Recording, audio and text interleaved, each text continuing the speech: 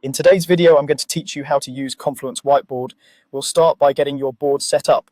Log into your Confluence account and navigate to the space where you want the board to live.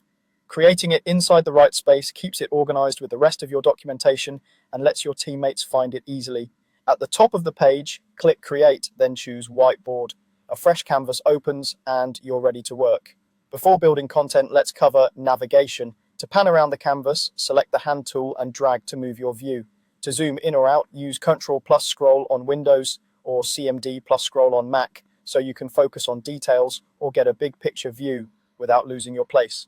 Your brainstorming and drawing tools live in the toolbar along the bottom of the screen. This is where you'll add notes, shapes, and connectors as you map ideas. To add sticky notes, click the sticky note icon and place a note on the canvas. Type directly on the note, then resize as needed.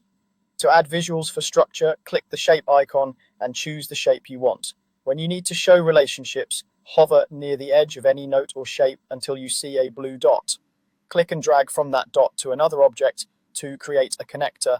The line stays attached, so if you move the objects later, your connections remain intact. Any selected note, shape, or line can be styled. Click it to adjust the color or stroke so key items stand out. To keep clusters of ideas organized, use sections. Select the section tool, which looks like a frame, then draw a box around a group of notes. Sections create clear visual zones on the canvas for topics, phases, or owners. If you want to turn brainstormed ideas into work, you can convert sticky notes into Jira issues. Click a sticky note or select multiple notes, then choose Convert to Issue from the floating toolbar.